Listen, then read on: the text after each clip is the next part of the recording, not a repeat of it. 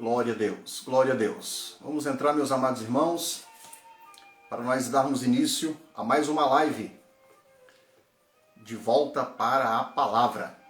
E hoje eu tenho uma palavra de Deus para o seu e o meu coração. Amém? Vamos entrar aguardando aí os amados irmãos entrarem no nome de Jesus. Glórias a Deus.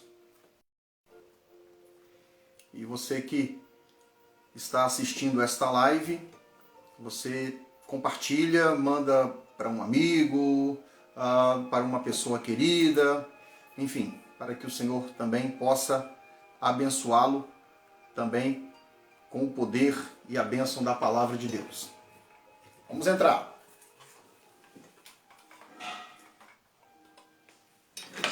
Muito bem. Glória a Deus.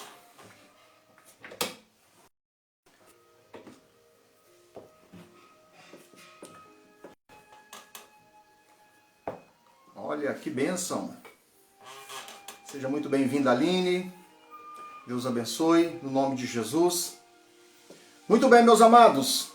Vamos entrar, porque hoje eu tenho uma palavra de Deus para o meu coração e para o seu. Amém?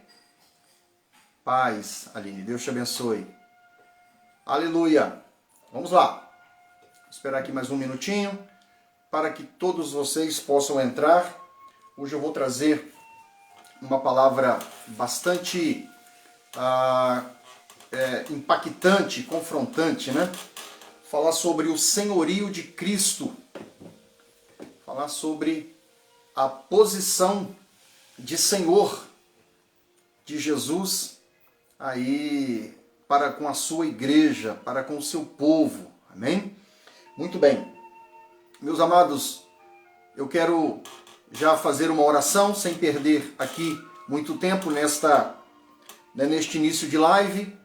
Sem dúvidas alguma, Deus vai nos abençoar. Eu tenho aqui informações importantíssimas a respeito da palavra de Deus para você, ok? Então eu quero neste momento fazer uma oração no nome de Jesus Cristo, para que o Senhor te abençoe grandemente. E eu peço que você fique comigo até o final desta live. Amém? Vamos orar em nome de Jesus. Querido Deus, no nome de Jesus, nós agradecemos a Ti, ó Pai amado, por estar aqui, ó Deus, na Tua presença santa. Cremos, meu Pai, no poder do Teu nome, cremos, ó Pai, no poder do Espírito Santo e também cremos no poder da Tua palavra. Pedimos a Ti, ó Deus, fala conosco, instrua-nos, exorta-nos, edifica-nos, consola-nos, ó Deus, através da ministração da Sua palavra. Pedimos que seja assim, no nome de Jesus. Amém. Muito bem. Eu quero, antes de iniciar aqui a ministração, quero apresentar a todos vocês que estão comigo aqui nesta live e aqueles que posteriormente estarão assistindo esta Bíblia maravilhosa, Bíblia de estudo Matthew Henry, uma Bíblia de aplicação pessoal de um dos grandes teólogos do seu tempo, tá? O amado teólogo Matthew Henry foi um servo de Deus dedicadíssimo ao estudo, à aplicação do estudo da palavra de Deus. Matthew Henry tem vários livros, tem comentários, eu acredito que tem comentário do Antigo e do Novo Testamento e várias outras obras acadêmicas, literárias deste servo de Deus, que deixou aí uma grande contribuição. Tá aqui, ó, Bíblia de estudo Matthew Henry. É uma Bíblia sensacional. Então, se você quiser adquirir, o link da minha loja está fixado aqui na bio do meu Instagram, ok? Que Deus abençoe vocês em nome de Jesus Cristo. Tá aqui, ó, Bíblia de estudo Matthew Henry. Pode adquirir, que é top. Muito bem, meus amados, eu quero compartilhar uma palavra de Deus aqui com todos vocês. A palavra de Deus, ela é extraordinária, a palavra de Deus, ela é viva e eficaz, e nós temos aí vivido, né, uma grande dificuldade nesse tempo que nós vivemos, com relação à palavra de Deus. A Bíblia diz que nos últimos dias os homens amontoariam para si doutores, e teriam comichões nos ouvidos, ou seja, teriam incômodos nos ouvidos ao ouvir a ministração da sã doutrina, ou seja, da palavra de Deus. Projeto Esperança, Deus abençoe vocês, ali de Juiz de Fora, também a irmã Luciana Ribeiro, sejam muito bem-vindos, amém? Todos vocês sejam muito bem-vindos aqui. Eu quero compartilhar com vocês um texto das Sagradas Escrituras e eu quero falar hoje sobre o senhorio de Cristo sobre a igreja. Amém? Então, se você puder, utilizando esta ferramenta aqui, do Instagram, você pode compartilhar aí ou convidar, outros amigos, irmãos, e vai ser uma alegria ter todos vocês aqui. Muito bem. Evangelho de Jesus, que escreveu Lucas, no capítulo de número 14, e o versículo de número... Só um minutinho, deixa eu abaixar aqui um pouquinho. Muito bem. E o versículo de número 25 do capítulo 14 do Evangelho, que escreveu o apóstolo Lucas. Diz assim: Ora, ia com ele uma grande multidão, e voltando-se, disse-lhe: Se alguém vier a mim, e não aborrecer a seu pai, e mãe, e mulher, e filhos, e irmãos, e irmãs, e ainda também a sua própria vida, não pode ser meu discípulo. E qualquer que não levar a sua cruz, e não vier após mim, também não pode ser meu discípulo. Pois qual de vós, querendo edificar uma torre, não se assenta primeiro a fazer as contas dos gastos para ver se tem com que a acabar? Para que não aconteça que, depois de haver posto os alicerces e não a podendo acabar, todos os que a virem comecem a escarnecer dele, dizendo: Este homem começou a edificar e não pôde acabar. Ou qual é o rei que, indo à guerra a pelejar contra outro rei, não se assenta primeiro a tomar conselho sobre se com 10.000 pode sair ao encontro do que vem contra ele com 20.000? De outra maneira, estando o outro ainda longe, manda embaixadores e pede condições de paz. Versículo 33. Assim, pois, qualquer de vós que não renuncia a tudo quanto tem, não pode ser meu discípulo. Bom é o sal, mas se ele degenerar, com que se adubará? Nem presta para a terra, nem para o monturo. Lançam-no fora. Quem tem ouvidos para ouvir, que ouça. Meus irmãos, esse é um dos textos extraordinários que está aqui, em especial no livro ou no Evangelho que Lucas escreveu. Lucas, ele se tornou um discípulo de Jesus, um seguidor de Cristo. Ele não conheceu Jesus pessoalmente, Lucas fora um grande companheiro e um grande cooperador no ministério do apóstolo Paulo, e foi um homem muito relevante no seu tempo. E ele vai trazer aqui, Lucas faz uma pesquisa, Nós sabemos que Lucas, como eu disse, não andou com Jesus, mas ao escrever, ao receber esta incumbência do Espírito Santo de Deus, Lucas agora vai fazer o papel de um pesquisador, de um historiador. E ele vai agora buscar nas fontes, ou seja, nos apóstolos, nos familiares de Jesus e todos aqueles que seguiam a Cristo e que presenciaram os sermões, os milagres, as viagens, todos os acontecimentos, todos os ensinos de Jesus. E Lucas agora decide organizar aí de maneira da melhor maneira possível, de forma mais cronológica possível, né, para realmente aí poder trazer ou fazer uma obra, né, que de fato é uma obra extraordinária, não somente o Evangelho de Lucas, mas também um outro tratado, né, que Lucas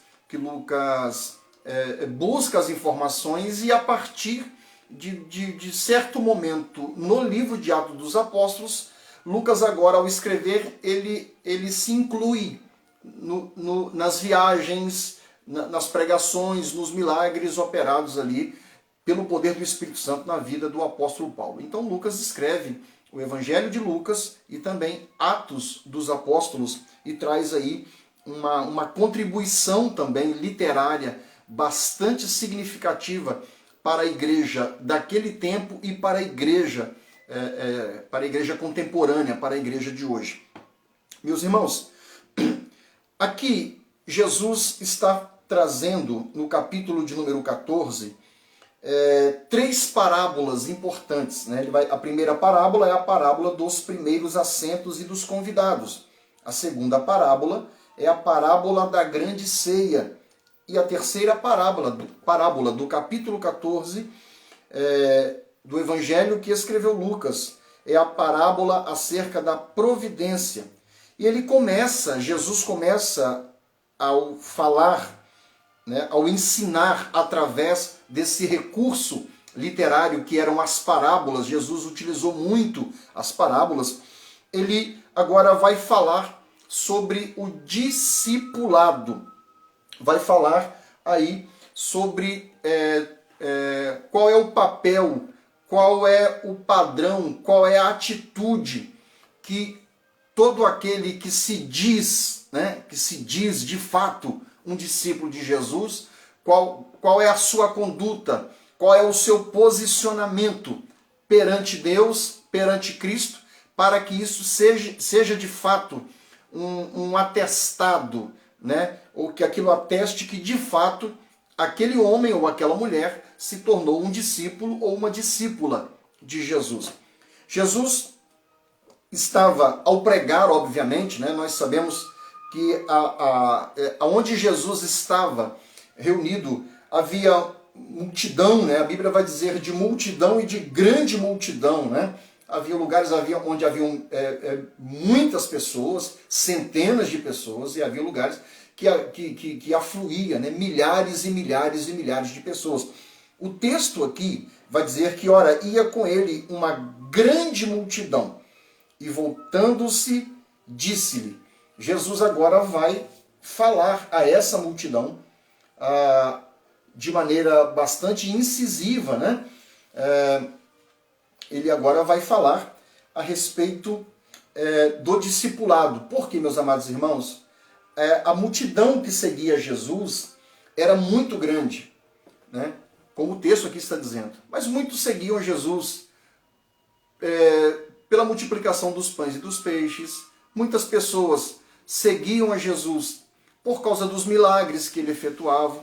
Muitas pessoas seguiam a Jesus, né, esperando que ele finalmente, né, pudesse ali estabelecer uma rebelião ali dentro do contexto do Império Romano, né, e de fato ali pudesse estabelecer o reino de Deus ali, né, prometido ali a Davi e tal. Então eram vários tipos de pessoas e várias motivações que levavam as pessoas a seguir a Jesus. Isso, Jesus agora vai se voltar para essa multidão e vai dizer para eles assim: olha, se alguém vier a mim e não aborrecer seu pai, sua mãe, sua mulher, ou filhos, irmãos e irmãs, e ainda também a sua própria vida, não pode ser meu discípulo. Jesus vai aqui estabelecer parâmetros, padrões para aquele que se diz, né, um discípulo de Jesus. Jesus aqui vai apertar, né, vai fechar o cerco sobre aqueles que de fato estavam seguindo a Jesus em todos os lugares aonde ele estava, onde ele ia pregar, e ali Jesus, enfim, operava milagres. Jesus agora vai fechar o cerco para essas pessoas e ensiná-los, porque Jesus não fica, meus amados irmãos, entusiasmados com números. Jesus não ficava entusiasmado, né? Ele não ficava espantado, né? No bom sentido da palavra, né? Com muita gente, milhares e milhares de pessoas. Porque para Jesus o importante não é a quantidade. Para Jesus, é obviamente que Jesus veio para salvar o mundo todo. O desejo de Deus é que os homens venham ao pleno conhecimento da verdade e se salvem. É óbvio, fato. A salvação de Deus, né, planejada na eternidade, na pessoa do seu Filho Jesus, com o objetivo de que se pregasse o Evangelho pelo mundo todo para que o maior número de pessoas possíveis pudesse se render ao Evangelho de Jesus. Fato. Mas quando essas pessoas vêm para Cristo, Jesus agora vai tratar da qualidade deste homem ou desta mulher que recebeu a Cristo como Senhor e Salvador da sua vida. Jesus vai começar aqui a estabelecer, eu vou usar esse termo aqui para que você entenda, para estabelecer o preço do discipulado, ou preço de um discípulo, não o preço da salvação, porque o preço da salvação ele foi pago por Jesus na cruz do Calvário. Cristo morre por nós para perdoar-nos, livrar-nos, nos libertar do poder do pecado que condena o homem. E agora, na morte e na ressurreição de Jesus,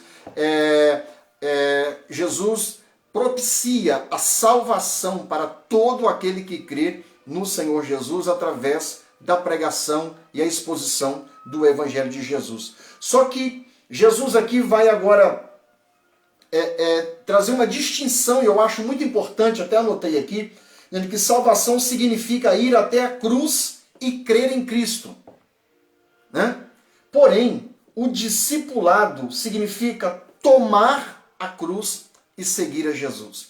A salvação, Jesus prega o Evangelho, isso aqui está muito claro, né? Aqui no versículo 23 do capítulo 14, que é anterior, né? Dizendo, e disse o Senhor aos servos, vai pelos caminhos e atalhos, e força-os a entrar, para que a minha casa se encha. Ok? Então, o desejo, Jesus veio exatamente isso, para salvar todos os homens. O desejo de Deus é que a salvação ela alcance o mundo todo, mas nós sabemos, né, que infelizmente nem todos serão salvos. Mas o desejo de Deus é de salvar o maior número de pessoas. Fato. Porém, a salvação a salvação significa o homem ir até a cruz e crer em Jesus. O discipulado é diferente. O discipulado, depois que este homem, esta mulher, vai até a Jesus, vai até a cruz, vai até o Evangelho, a história da cruz, e recebe a salvação, depois que isso acontece, depois que a graça de Deus traz salvação a este homem ou a esta mulher, agora ele se torna um discípulo de Jesus. E o discipulado de Cristo agora, essa escola do discipulado pessoal, a exigência de Jesus, agora é que este discípulo coloque nos seus ombros a sua cruz e siga a Jesus de todo o seu coração. Olha que interessante. Jesus vai ensinar aqui para nós, e eu vou usar esse termo mais uma vez aqui só para que você entenda, o preço do discipulado pessoal. Ele começa aqui no versículo de número 26 dizendo, se alguém vier a mim e não aborrecer seu pai, sua mãe, sua mulher, seus filhos, irmãos, irmãs e ainda também a sua própria vida, não pode ser meu discípulo. Primeiro aqui que Jesus está ensinando a cada um de nós, meus amados irmãos, é que o verdadeiro discípulo de Jesus Cristo, ele precisa amar, ou ele tem que amar a Cristo mais do que qualquer outra pessoa. Aqui Jesus não está ensinando que o discípulo de Jesus não deva amar os seus pais, sua esposa ou seu esposo, seus filhos, seus amigos, seus irmãos. Não é isso que Jesus está ensinando. O que Jesus está ensinando é que nós devemos amar mais a Deus. O amor tem que ser, todo o nosso amor, né, precisa ser devotado primeiramente a Deus ou a Jesus, né? Não que nós não devamos amar as pessoas que estão à nossa volta, nossa família, nossos amigos ou nossos familiares. Nós não podemos amar essas pessoas mais do que Jesus. O verdadeiro discípulo de Jesus é aquele que ama a Jesus em primeiro lugar. É a prioridade dele. E ele ama a Jesus mais do que até a sua própria vida. Jesus vai trazer esse ensinamento, que é um ensinamento que vai confrontar aquela multidão que tem motivações diversas, que tem motivações diferenciadas.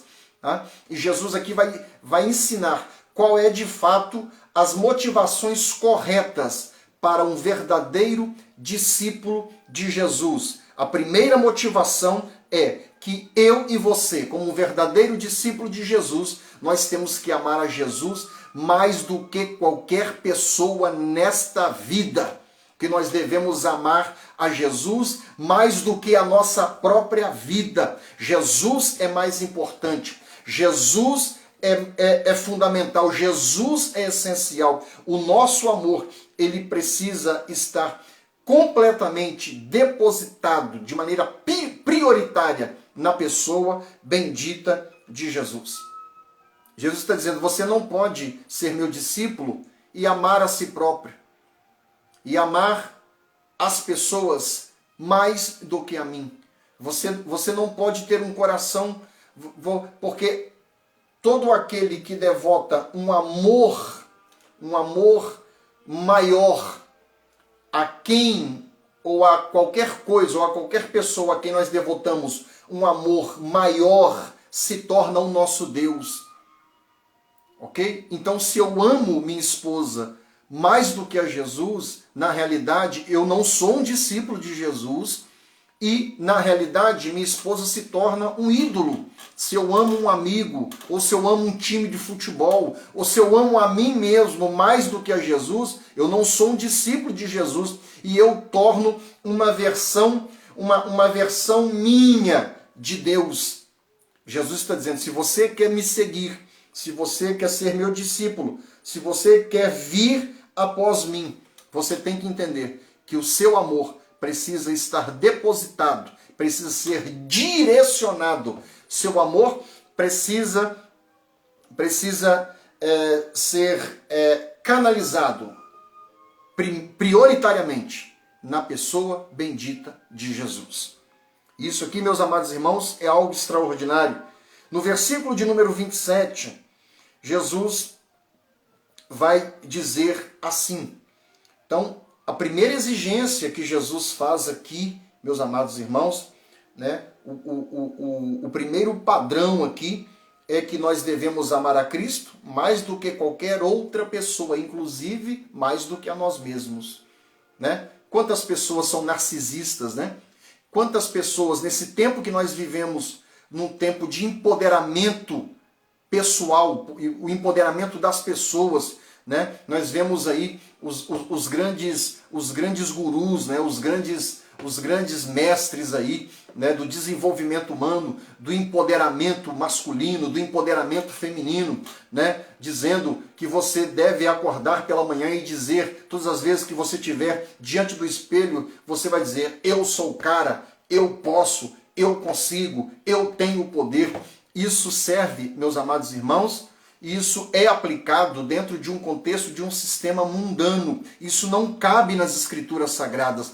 Por isso que Jesus vai nos ensinar que nós devemos, se queremos de fato ser discípulos de Jesus, nós devemos amá-lo acima de todas as coisas, acima de todas as pessoas, inclusive de nós mesmos. João Batista disse isso. É necessário que ele cresça e que eu diminua, né? Paulo vai dizer, o meu viver é Cristo e o meu morrer é ganho. Ou seja, a vida de Paulo só tinha sentido por causa de Cristo. A vida dele, ele não tinha ela por preciosa. Ou seja, Paulo se esvaziou de si mesmo. Por quê? Porque Jesus só pode habitar de maneira plena na vida de um discípulo de Cristo, de um discípulo que segue a Jesus, se ele de fato esvaziar-se de si mesmo. É interessante isso aqui, meus amados irmãos. A paz do Senhor, pastor Jander. Deus abençoe a sua vida, meu amado pastor, uma referência para nós. Meus amados, quando no sermão da bem-aventurança Jesus disse, bem-aventurado são os pobres de espírito, né? Quando Jesus faz menção dos pobres de espírito, está dizendo de todos aqueles que são discípulos de Jesus Cristo, mas que se esvaziaram. Esta pobreza é no sentido de arrancar de dentro de si qualquer sentimento de riqueza, de propriedade, qualquer tipo de patrimônio de si mesmo. Bem-aventurados são os pobres, aqueles que se esvaziam de si mesmo. Por quê? Porque o verdadeiro discípulo de Jesus Cristo é aquele que ama ao Senhor, ama o seu mestre, ama Jesus Cristo mais do que qualquer pessoa e principalmente mais do que a si mesmo. Segundo, Jesus vai dizer que aquele e qualquer que não levar a sua cruz e não vier após mim, também não pode ser meu discípulo. Jesus vai dizer assim, se você não levar a sua cruz, você não pode ser o meu discípulo. Por que Jesus está dizendo isso, meus amados irmãos? Porque a cruz é um instrumento de sofrimento, é um instrumento de vergonha e também é um instrumento de morte. Levar a cruz é ser verdadeiramente um cristão, ser um membro do corpo de Cristo e sal da terra. A cruz do discípulo é uma renúncia, é dedicação, é devoção diária ao senhorio de Cristo. A cruz do crente é uma disposição para obedecer a Deus, obedecer a sua palavra e servir uns aos outros em amor. A palavra de Deus nos ensina que o verdadeiro discípulo de Jesus é aquele que carrega cotidianamente a sua cruz. Ele é sal da terra, ele é luz do mundo, ele é um servo de Jesus, ele é um filho de Deus, ele é membro do corpo de Cristo. Por esta razão, o mundo nos odeia, por esta razão, Satanás nos odeia, por esta razão, pelo fato de nós sermos filhos de Deus, servos de Deus e morada do Espírito Santo, essa carne, se ela não for mortificada, ela nos ataca cotidianamente, meus amados irmãos. Mesmo diante desses ataques que vêm das mais variadas áreas da nossa vida, sejam elas internas ou externas, esses ataques, meus amados irmãos, denota para nós esta cruz gloriosa. Quantas pessoas são ridicularizadas porque são crentes, quantas pessoas são menosprezadas porque são servos de Deus ou servas de Deus, quantas pessoas são diminuídas, quantas pessoas são apequenadas porque ama Jesus, porque serve a Jesus, e às vezes as pessoas, às vezes os crentes ficam lamentando, meu Deus, por que eu sofro isso? Por que eu sofro esses ataques? Por que essa perseguição? Por que essas aflições? Por que esses inimigos na minha família, no meu trabalho, até dentro da igreja? Sabe por quê, meu amado irmão? Porque o verdadeiro discípulo é aquele que precisa e tem que carregar a sua cruz todos os dias. É a cruz do sofrimento, é a cruz da renúncia, é a cruz da devoção, é a cruz da intimidade, é a cruz da santidade, é a cruz da humilhação, é você se humilhar cotidianamente. Isso, meus amados irmãos, não é possível para todos, apenas para os discípulos de Jesus. Jesus disse: qualquer que não levar a sua cruz não pode ser meu discípulo. Qualquer que não estiver disposto a sofrer pelo nome de Jesus, a sofrer pela causa do Evangelho, não pode ser meu discípulo. É isso que Jesus está ensinando aqui. Que nós primeiro devemos amá-lo acima de qualquer pessoa, inclusive de nós mesmos. Segundo, ele está dizendo que aquele que não levar a sua cruz, aquele que não levar o sofrimento de Cristo, aquele que não levar a vergonha, né, que Cristo padeceu na cruz, a vergonha que Cristo padeceu no seu sofrimento, a vergonha de Cristo ter sido crucificado, a vergonha de Cristo ter feito pecado por nós. Meus amados irmãos, esta vergonha que para nós discípulos não é nenhuma vergonha, pelo contrário, para nós é a nossa glória, para nós é o nosso regozijo, saber que Jesus morreu na cruz do Calvário, sofreu a vergonha, sofreu os ataques, as perseguições, as aflições, as angústias, para morrer na cruz do Calvário, para salvar o mais vil pecador como eu e você. Isso para nós é motivo, meus amados irmãos, de alegria, para nós é motivo de honra. Mas Satanás se levanta constantemente, e os inimigos da cruz de Cristo se levantam constantemente e hostiliza a igreja e pisoteia no nome de Jesus, na palavra de Deus, aí nesses movimentos, nessas ideologias que a cada dia que passa vai se multiplicando, e todas essas ideologias, todos esses grupos malignos estão confederados, né, estão unidos para atacar, para ofender, né, e para blasfemar, vituperar o nome de Jesus, a igreja de Cristo, e a igreja e os verdadeiros discípulos, a igreja de Cristo, eles sofrem no corpo, na alma, esses ataques. E é exatamente isso que Jesus está dizendo, pastor Jander, que nós devemos estar dispostos a sofrer por causa deste nome glorioso chamado Jesus. E se preciso for, até morrer pelo nome de Jesus. E se preciso for, até morrer pela causa, pelo Evangelho de Jesus Cristo, pela pregação, pela obra missionária, que o pastor Jander é uma grande autoridade dentro deste assunto. Aleluia! Louvado seja o nome do Senhor.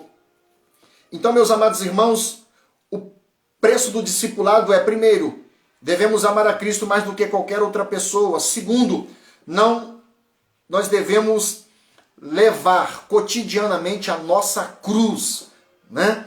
Nós precisamos de levar a cruz e seguir a Jesus. Eu pego a minha cruz e vou seguir as pisadas de Jesus. Eu pego a minha cruz e vou caminhar na presença de Jesus, aonde Jesus determinar, aonde Jesus me guiar.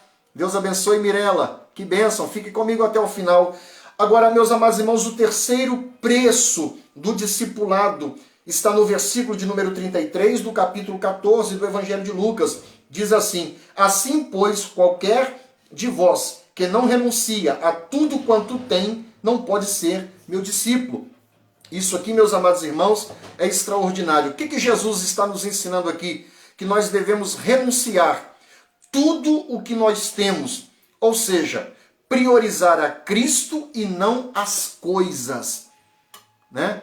Quantas pessoas, né, até dentro da igreja, são apegadas às coisas físicas? Quantas pessoas são apegadas aos seus títulos? Pessoas são apegadas à sua liderança? Pessoas que são apegadas ao seu patrimônio, ao seu carro, à sua casa, ao seu dinheiro, à sua posição, né?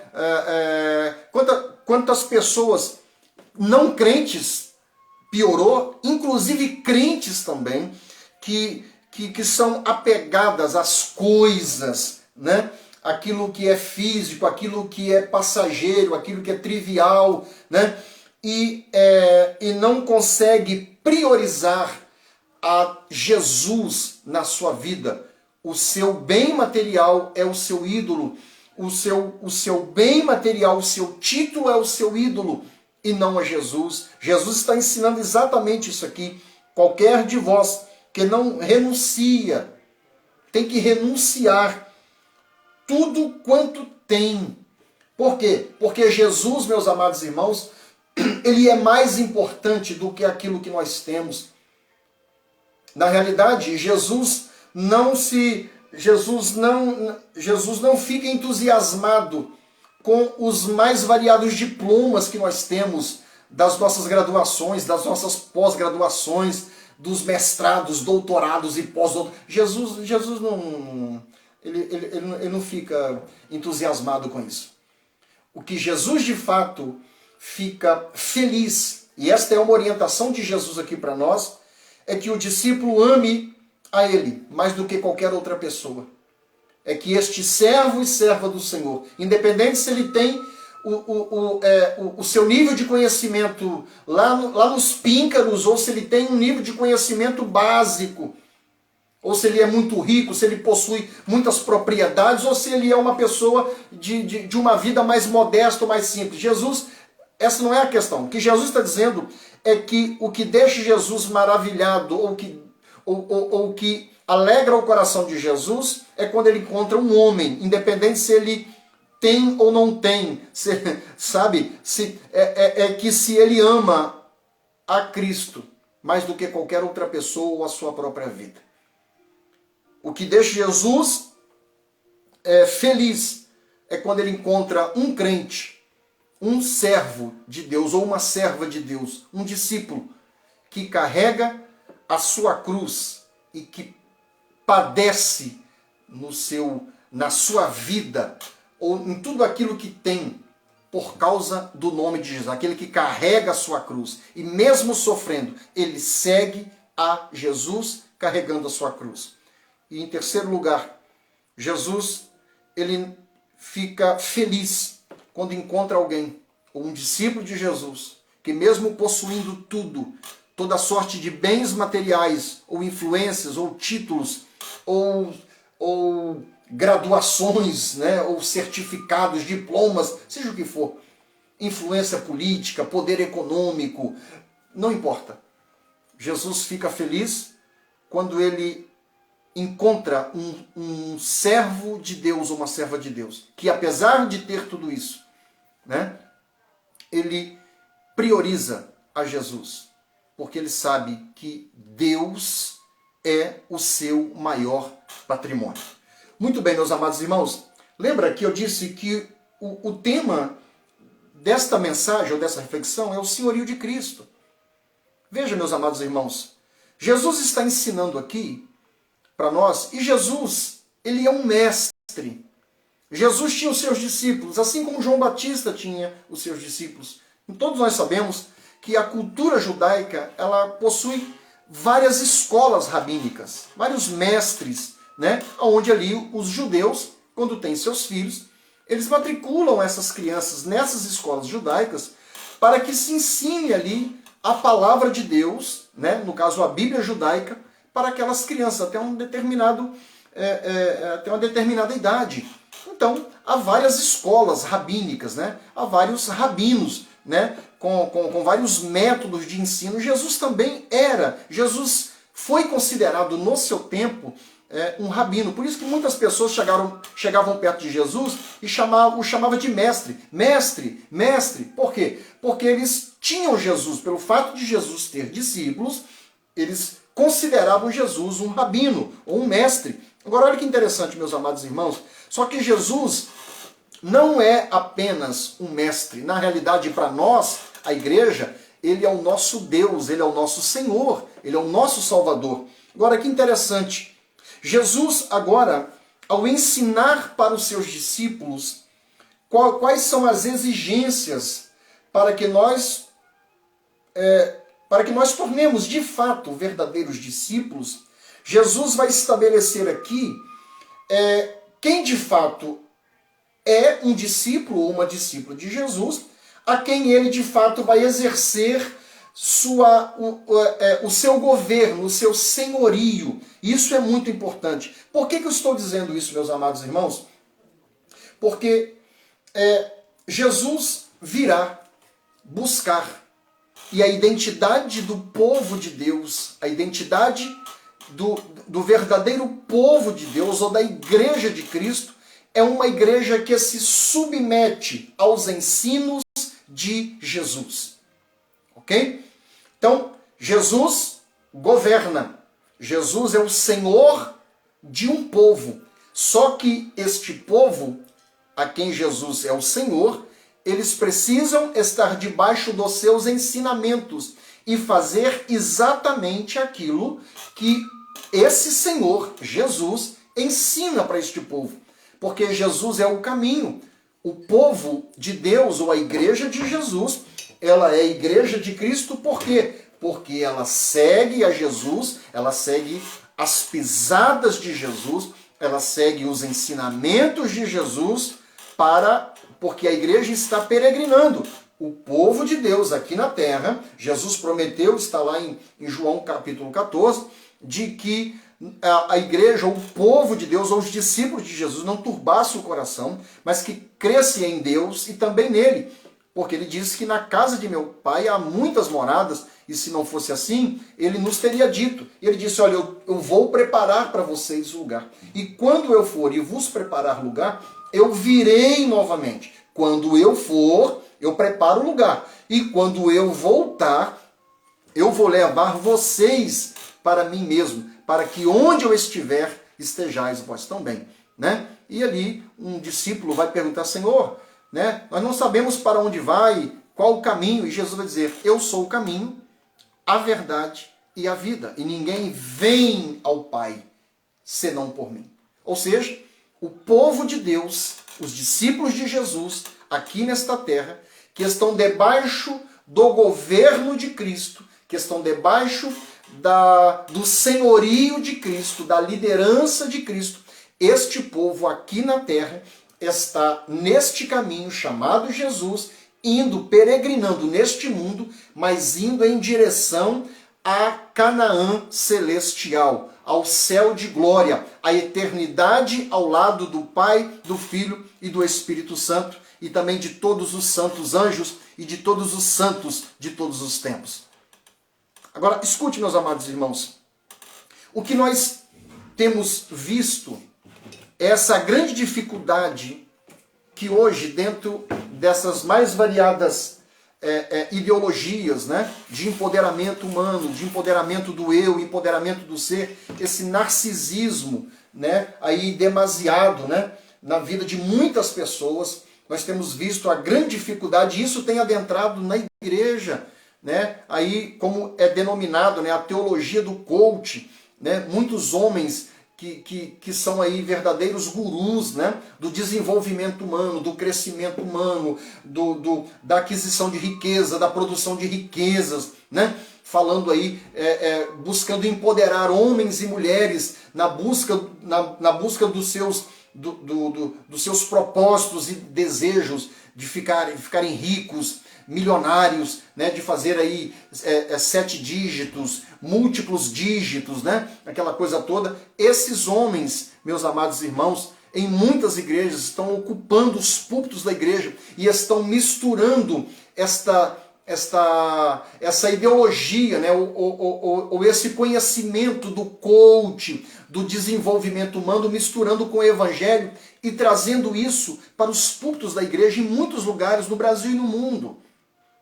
Só que para nós, meus amados irmãos, para nós, discípulos, só serve os ensinamentos de Jesus. E para a igreja de Cristo, os discípulos de Cristo, para nós só serve os ensinamentos de Jesus, e para nós o importante é nós nos submetermos aos ensinamentos desse Cristo e buscar com a graça de Deus, com a ajuda do Espírito Santo, não somente ouvir os ensinamentos de Jesus, mas guardar no nosso coração. Mas não apenas guardar no nosso coração, mas também aplicar todos os ensinamentos de Jesus na nossa vida, para que nós sejamos conformados à imagem de Jesus Cristo a cada dia em que nós caminhamos neste caminho chamado Jesus, nos submetendo incondicionalmente aos ensinamentos de Jesus, obedecendo os ensinamentos de Jesus pela graça de Deus, né? Nós vamos nos transformando ou nos aproximando em intimidade, em santificação, na presença de Jesus e nos moldando, nos conformando aí de fato à imagem de Cristo e cumprindo e fazendo assim com a graça de Deus, fazendo a vontade do Senhor. A grande questão é que este evangelho misturado, este evangelho diluído, que Paulo vai dizer que este evangelho diluído, ou este outro evangelho, ou este evangelho distorcido, ou este evangelho fragmentado, misturado, adulterado, Paulo vai dizer que este evangelho é um evangelho maldito, né? Que na realidade existe apenas um evangelho, é o evangelho de Jesus, e ele está aqui, nas Sagradas Escrituras. Amém? Muito bem. Qual é a grande dificuldade, meus amados irmãos, dos homens hoje? A grande dificuldade é de se submeter à vontade soberana de Deus. O verdadeiro discípulo se submete de maneira incondicional aos ensinamentos do seu mestre. A igreja de Cristo, os discípulos de Cristo, se submetem, sem questionar, incondicionalmente aos ensinamentos do seu Senhor. Por quê? Porque a igreja, repito, a igreja ou os discípulos de Cristo, eles estão debaixo do senhorio de Cristo. Ok? Então, para nós, o nosso Senhor é Cristo. O nosso tesouro é Cristo. O nosso bem maior é Cristo. A nossa família de fato é Cristo. Agora escute. A grande dificuldade que nós temos hoje, meus amados irmãos, Pai do Senhor, amado irmão Tiago Silva e também o Ednilson Moraes Cabral, servo de Deus muito abençoado que tem ali na cidade de Rodeiro. Um abraço para todos vocês. Meus amados, qual é a grande dificuldade hoje? É por causa dessa diluição, né? Por causa dessa liquidez que inclusive existe dentro do Evangelho. Não que o Evangelho seja líquido, o Evangelho é sólido. São as misturas, né? São a adulteração do Evangelho é que tem criado um outro Evangelho que não é o Evangelho de Cristo. Este Evangelho adulterado tem sido pregado no mundo todo, em muitas igrejas. Não em todas, mas em muitas igrejas. E tem produzido um grupo de crentes que são cheios de eu, cheios de razão, apegados a bens materiais, apegados a títulos e que não estão dispostos a sofrer ou carregar a sua cruz por amor a Cristo. Isso é um grande problema. Só que esta realidade que nós vivemos hoje, meus amados irmãos, ela é uma realidade muito antiga. Por quê? Porque nós temos como exemplo máximo nas Escrituras Sagradas, principalmente no Antigo Testamento, que foi o povo de Israel. O povo de Israel foi um povo que Deus elegeu.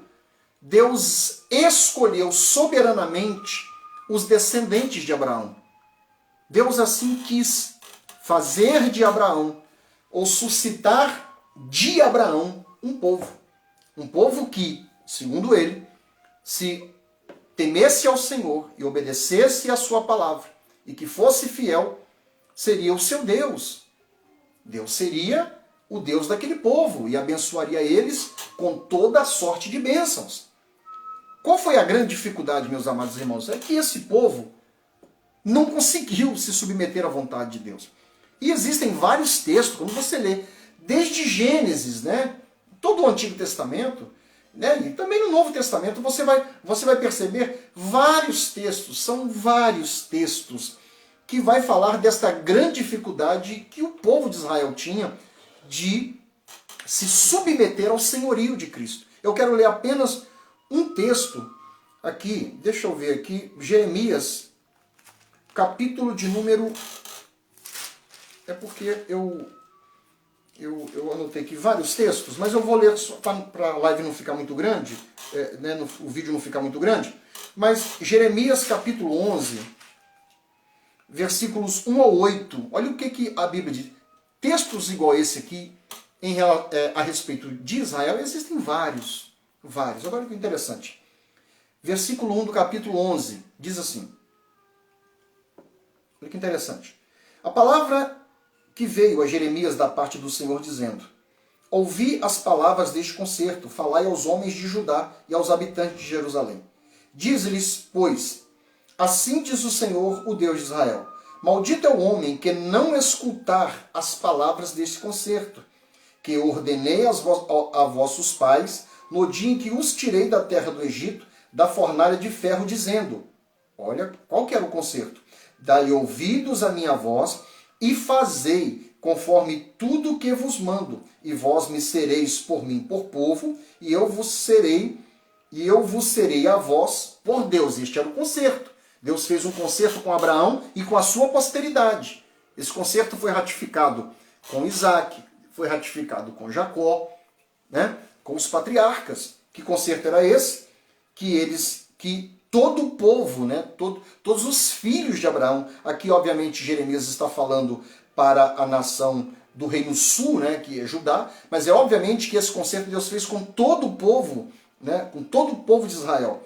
Qual que era o concerto? Era que eles dessem ouvidos à voz de Deus, a orientação de Deus, os mandamentos de Deus, e fazer conforme tudo aquilo que os mandamentos ou a palavra de Deus determinasse. Ou seja, que Israel não somente ouvisse, Israel não apenas ouvisse, mas se submetesse em obediência, em humildade, tudo aquilo que Deus falava, ok? Para eles. E dai ouvidos à minha voz e fazer conforme o que eu vos mando. E vós me sereis por mim, por povo, e eu vos serei por Deus. Fato. Ok?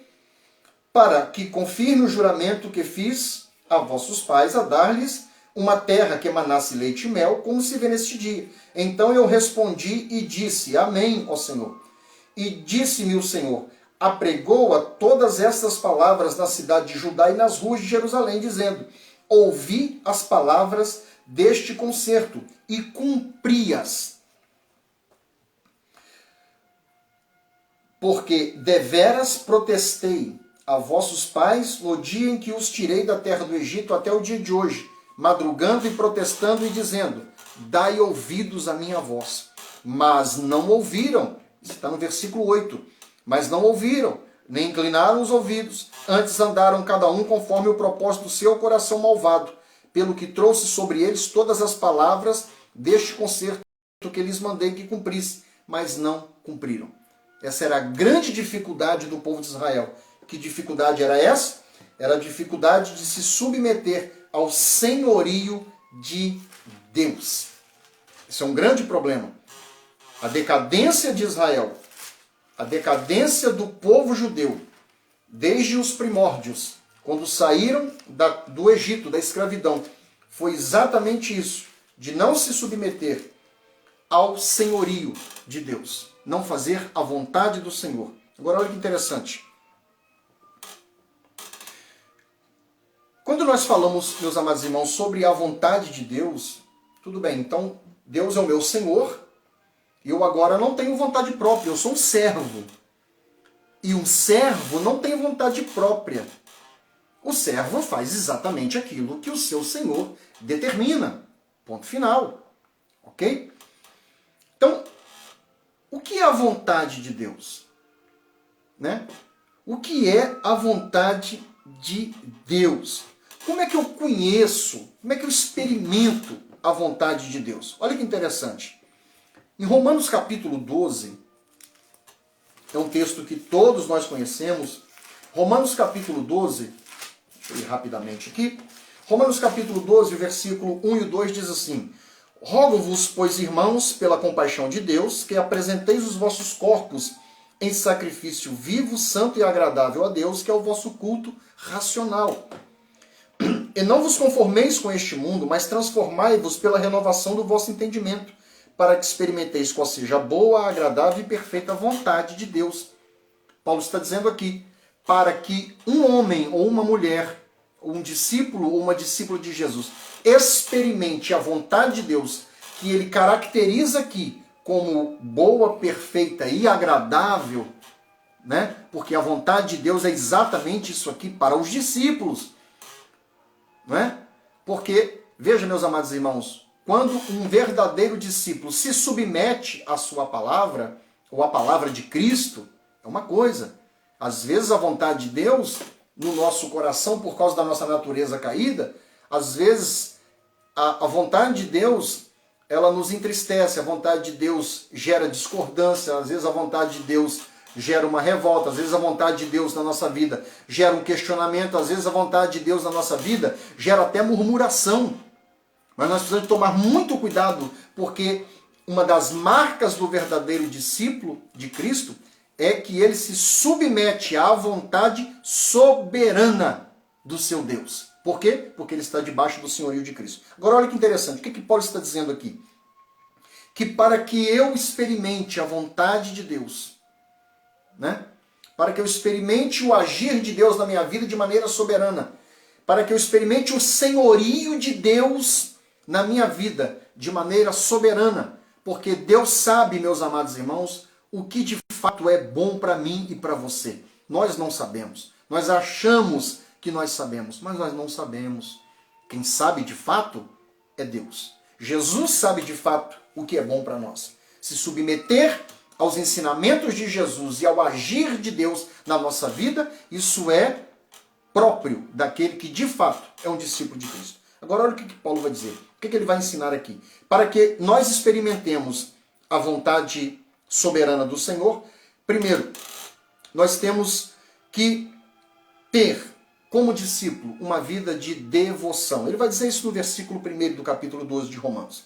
Rogo-vos, pois, irmãos, pela compaixão de Deus, que apresenteis os vossos corpos em sacrifício vivo, santo e agradável a Deus, que é o vosso culto racional.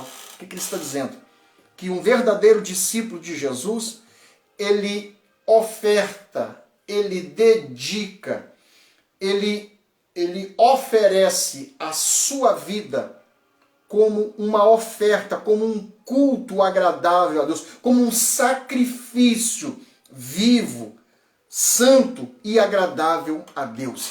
O verdadeiro discípulo de Jesus, ele tem esta devoção extraordinária na sua vida. Ele é alguém para a glória do Cordeiro. A vida dele manifesta os atributos comunicáveis do Cordeiro. A vida dele irradia a glória do Cordeiro.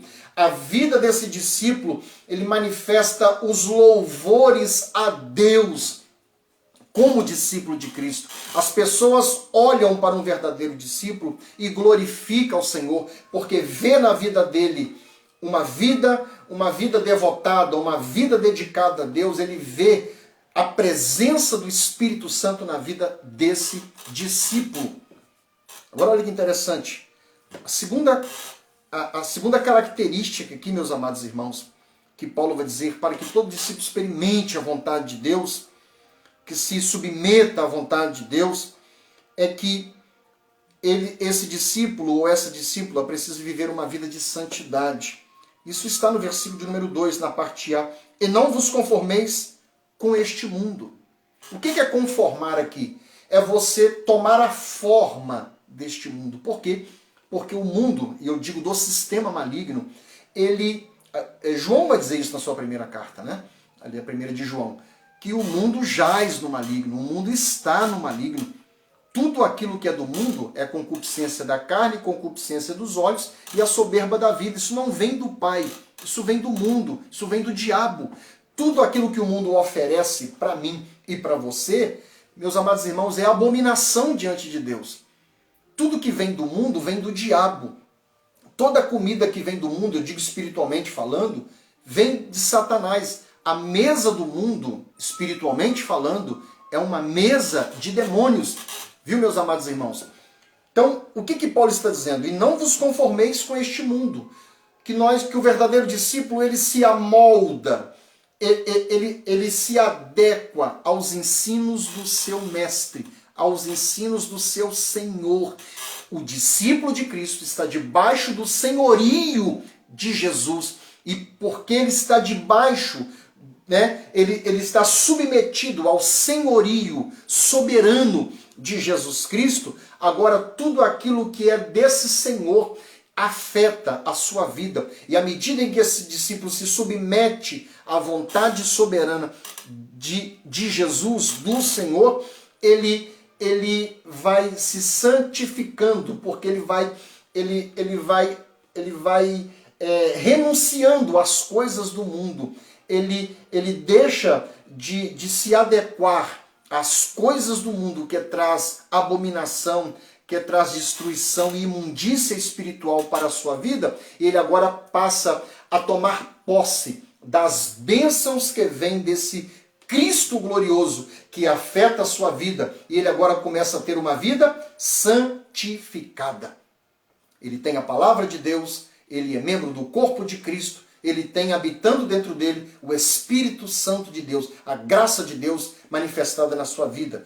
Então, a vontade de Deus, ela se manifesta na vida do discípulo, que tem uma vida de devoção, de entrega, de oferta, de sacrifício a Deus, né? Lembrando novamente daquele que carrega, o discípulo que carrega a sua cruz, né? A vida dele é um culto. O culto dele não é a reunião que nós fazemos aos domingos, ou 2 ou 3 vezes durante a semana. Esse não é o culto do verdadeiro discípulo. O verdadeiro discípulo cultua a Deus com a sua vida, 24 horas por dia, apesar dos seus pecados. O verdadeiro discípulo é este culto a Deus, porque todas as áreas da sua vida glorificam a Deus. Amém? Segundo, o discípulo que experimenta a vontade de Deus, ele tem uma vida de santidade. E terceiro, meus amados irmãos, todo discípulo de Cristo, ele ama a palavra de Deus. Paulo vai dizer isso. E não vos conformeis com este mundo. Mas olha o que ele vai dizer. Mas transformai-vos pela renovação do vosso entendimento. O que renova, meus amados irmãos? A mente de um homem ou de uma mulher de Deus? A palavra de Deus. Todos os dias nós somos acometidos por ideologias, por heresias, por ensinamentos distorcidos, por falsos profetas e falsos mestres que se apresentam nas redes sociais, que se apresentam na internet. E infelizmente nós sabemos que o nosso povo não escuta apenas o seu pastor, que tem compromisso com a palavra de Deus, que tem compromisso com a sã doutrina. Muitos, não são todos, mas muitos escutam outros ensinadores. E muitas das vezes, meus amados irmãos, esses ensinos trazem no seu bojo heresias, distorções, tá? Que traz confusão. Mas olha que interessante, o que traz luz ao nosso entendimento, o que transforma a cada dia a nossa mente, o que renova o nosso entendimento, o conhecimento a respeito de Deus, do senhorio de Cristo, da palavra de Deus, da vontade de Deus, da soberania de Deus. Sabe o que traz para nós essa renovação do nosso entendimento? A palavra de Deus. O verdadeiro discípulo ama a palavra, lê a palavra, vive a palavra, ou busca viver a palavra. Ele escuta, ele guarda e ele aplica. Ele escuta, ele guarda e aplica a palavra de Deus. Isso é muito importante. O verdadeiro discípulo, meus amados irmãos, é aquele que se submete à vontade de Deus. Isso é um desafio hoje, né? É um desafio para nós. Então eu termino aqui, meus amados irmãos. Quem que Jesus caracteriza?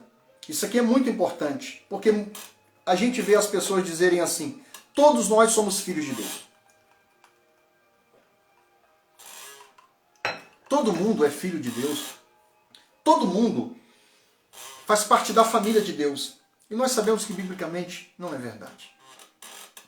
Certa feita, Jesus, em Mateus capítulo de número 12, Jesus estava ensinando, pregando a palavra. Mateus capítulo de número 12,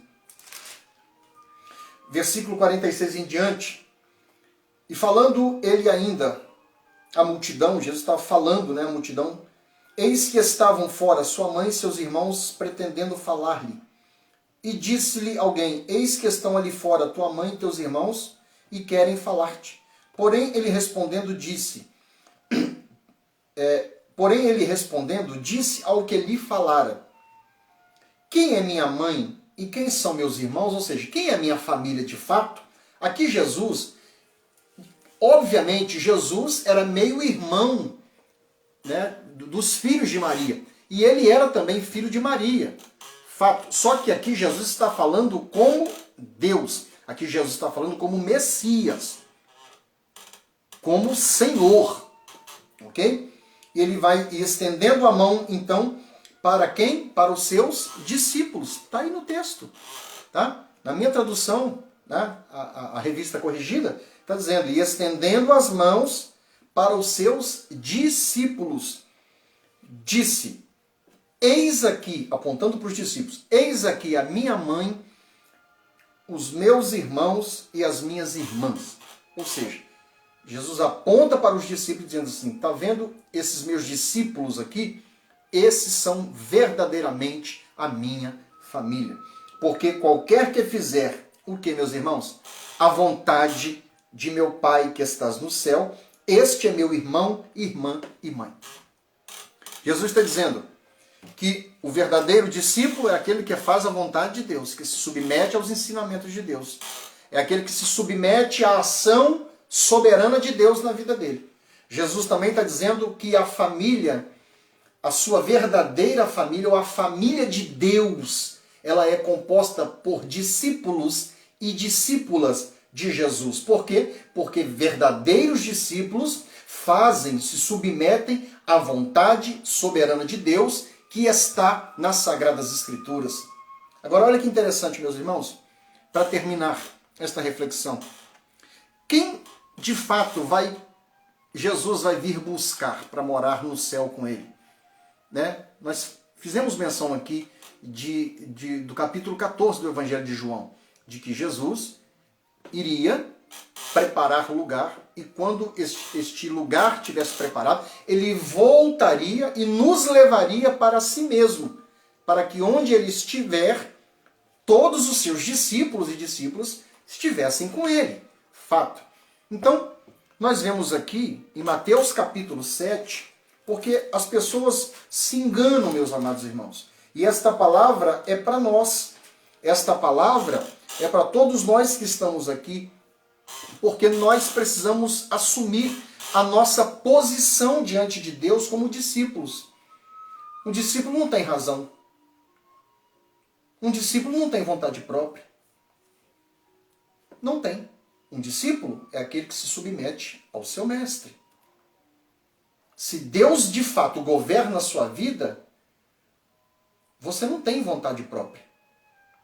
Você é um escravo, no bom sentido da palavra, você é um escravo de Jesus, assim como eu sou um escravo de Jesus.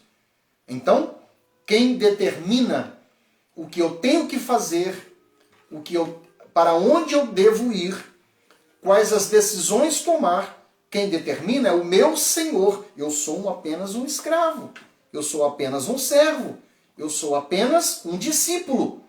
Que preciso se sou verdadeiramente um discípulo de Jesus, eu preciso me submeter de maneira incondicional à soberania deste Deus glorioso. Então, Jesus está prestes a se manifestar nas nuvens para buscar o seu povo. Nós não sabemos a hora, mas nós sabemos que ele virá buscar um povo, um grupo de pessoas, um grupo muito grande. E que grupo é esse? Qual característica tem este povo? São várias características, Poderíamos falar aqui de várias características que este povo que Jesus vai vir buscar para si tem. Mas eu vou falar apenas de uma.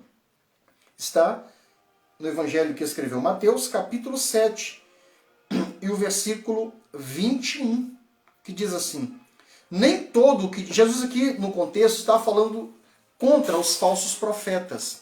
Ok? Ele vai falar no versículo 15, acautelai-vos, né, dos falsos profetas, né, e tal. Muito cuidado, porque pelos frutos vocês conhecem. Tá? Então, aí ele vai falar assim, porque nem todo o que me diz Senhor, Senhor, entrará no reino dos céus. Porque nem todo aquele que diz, Senhor, eu preguei, eu profetizei, eu evangelizei, eu fiz.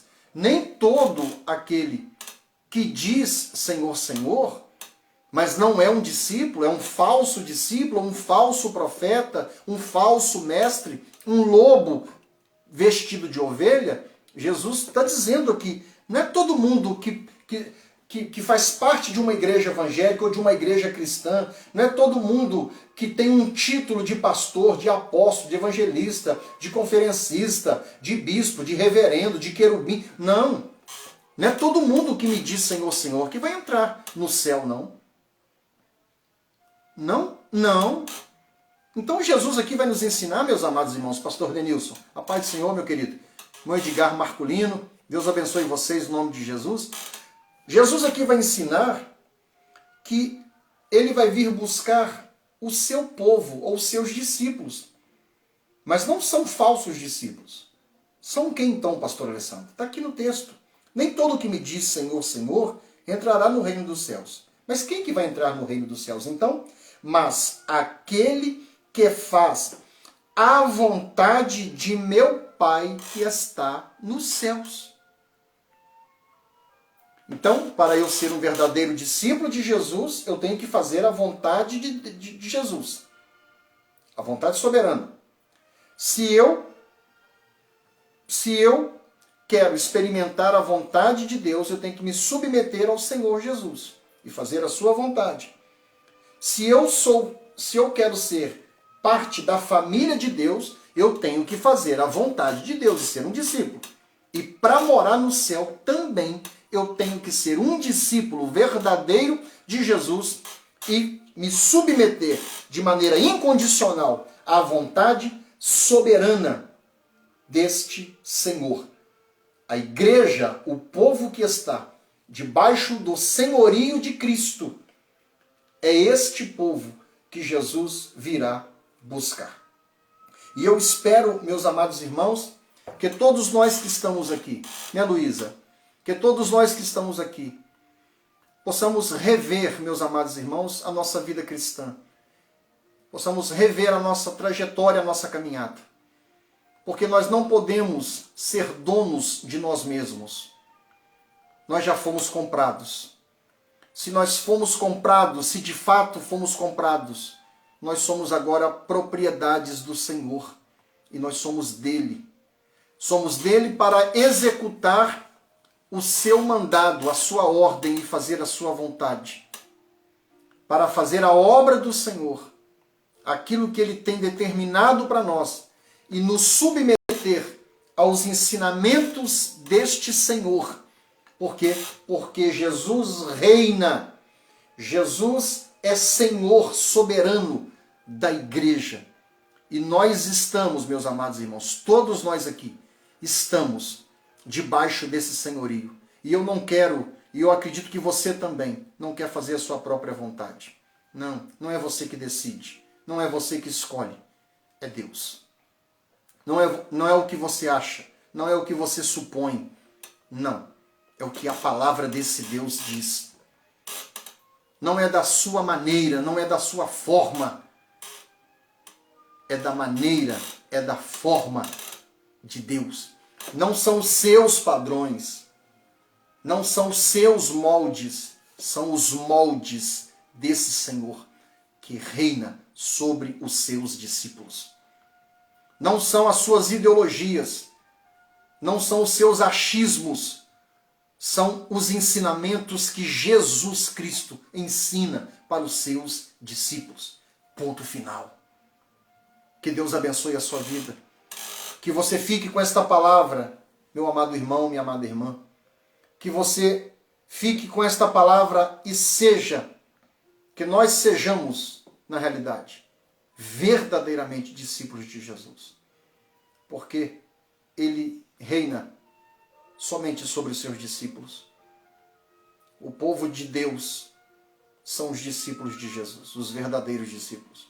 E quando ele vier nas nuvens do céu buscar o seu povo, ele vai buscar um povo que, na verdade, são verdadeiros discípulos de Jesus.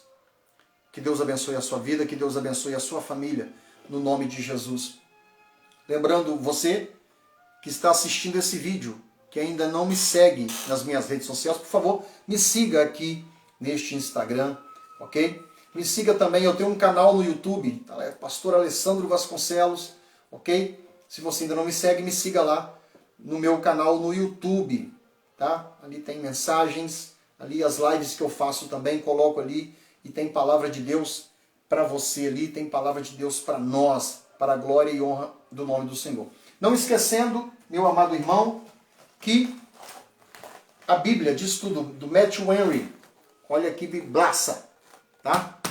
Se você quer adquirir uma edição de luxo, viu, irmãos? Linda essa Bíblia, a Bíblia de estudo do Matthew Henry, tá? Eu tenho essa Bíblia, ela é uma Bíblia extraordinária. Este homem foi um homem de uma devoção extraordinária às Sagradas Escrituras. Este homem estudava a Bíblia aproximadamente 8 horas todos os dias, ok? Então é uma Bíblia de aplicação pessoal de um servo de Deus, de um homem que dedicou sua vida toda ao estudo da palavra de Deus. Matthew Henry, ok? Então se você quer adquirir, o link da minha loja virtual está aqui na bio do meu Instagram, ok? Ou se você quiser também, pode me chamar no privado, ok? Aqui no Messenger ou no meu WhatsApp, tá? Para você adquirir. Tem ela na capa marrom e tem também ela na capa preta. Linda a Bíblia. Material extraordinário, Bíblia toda costurada, tá? Não é aquela Bíblia que você vai comprar e dentro de poucos meses vai estar arrancando as folhas, não. Não, essa aqui não. Essa aqui é material de luxo, de excelência, ok? Se você ainda não tem na sua biblioteca essa Bíblia, chegou o momento de você adquirir, tá? A sua biblioteca não pode faltar esta Bíblia de estudo do Dr. Matthew Henry, amém? Muito bem. Que Deus abençoe a sua vida, que Deus abençoe a sua família em nome de Jesus. Eu quero orar por você. Muito obrigado para você que ficou comigo até o final, que Deus continue te dando vitória no nome de Jesus. Vamos orar? Querido Deus, te agradecemos, ó Pai amado, no nome de Jesus, por este momento tão importante que foi, meu Deus, esta reflexão a respeito da Tua palavra. E que, ó Deus, a Tua graça manifestada em nós nos conduza sempre a viver, ó Deus, a uma vida submetida à Tua vontade, à Tua palavra. Tu és o nosso Senhor e nós somos os Teus discípulos e queremos, meu Pai, nos submeter não à nossa vontade, mas à vontade do Senhor, porque a Tua vontade é boa, perfeita e agradável.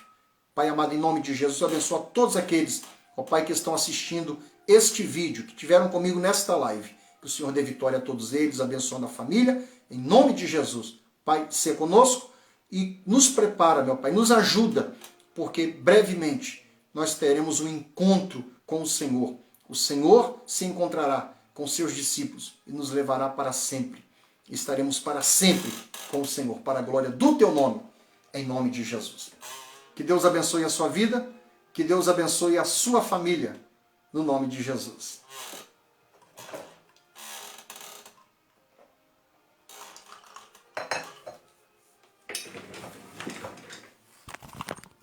Jesus é maravilhoso, né?